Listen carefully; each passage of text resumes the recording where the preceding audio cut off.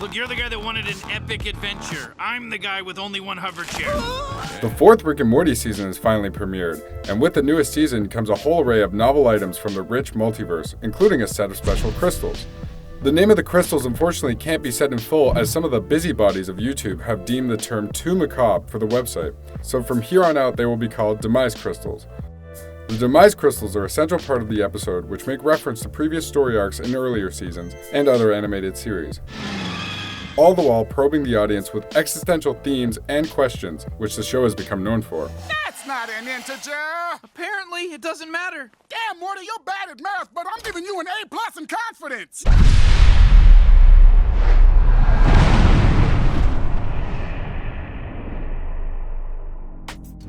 Loss of life is rife within the episode, whether real or potential, and without being particularly discriminatory to any of the characters. Rick, Morty, various civilians, and even Morty's teacher, Mr. Goldenfold, are all snuffed in one shape or another throughout the episode. The bulk of the obliteration, however, can be attributed to the ones shown via the demise crystals. After a closer inspection of both Rick and Morty's potential final exits, the majority of them actually allude to previous seasons.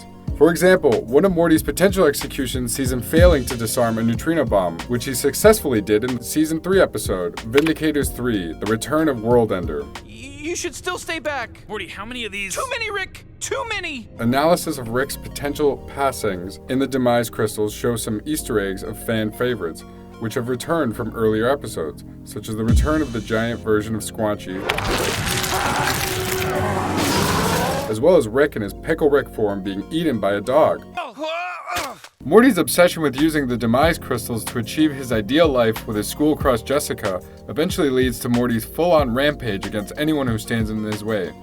His powers with the demise crystals crescendo with Morty turning into a giant, all-powerful blob, which is then defeated by 3 Ricks from different realities. The blob sequence is essentially a direct homage to the very famous 1988 anime film Akira, directed by Katsuhiro Otomo. In the film's climax, the character Tetsuo Shima, who gained his telekinetic powers after he crashes his motorcycle,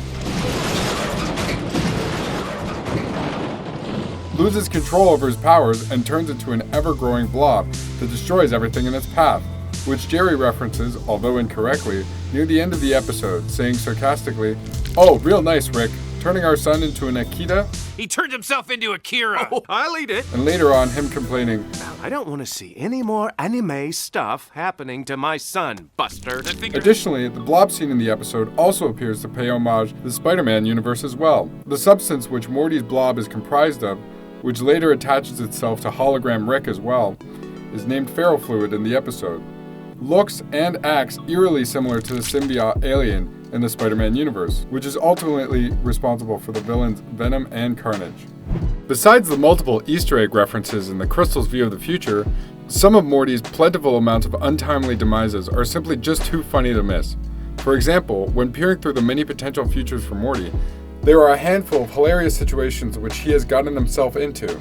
Some highlights are Morty getting sucked into an airplane toilet, Morty being eaten by a killer Venus flytrap-esque plant, middle-aged Morty having an embolism on another toilet, Morty jumping from one key to another on a massive keyboard, or a regular-sized keyboard with a miniature Morty, depending on one's perspective, and subsequently falling, Morty eating poisonous berries which makes his head explode, Morty having daggers thrown at him by some sort of wizard while attached to a wooden target, Morty is hit by a truck whilst looking at his phone and walking across the street.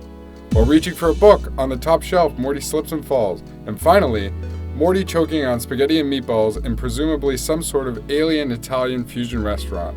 Aw, jeez, poor Morty. As with all Rick and Morty episodes, deep within the ultraviolence and crass humor, there always is some sort of existential message which the creators are trying to address. Within the season premiere, it appears that the biggest takeaway is that those who obsess over how their lives will end will inevitably never truly live. If one is occupied the entire time, then they will never be able to stop and appreciate what they already have. The situation actually plays itself out in one of the later scenes of the premiere, when Jessica asks Morty after his trial to accompany her skinny dipping. Morty dismisses Jessica because he is worried that accompanying her in the present will not lead to being with her when he is old. Conversely, those who are living too much in the present risk harming themselves or others. Rick put it best when he says to Morty in one of the final scenes of the episode, "I think you have to think ahead and live in the moment." it seems that the best way to navigate through life is, as with all things, moderation. You ruined the season 4 premiere! Season 4 premiere, you ruined it! What did you think of the season premiere? Let us know in the comments. And as always, please subscribe and thanks for watching.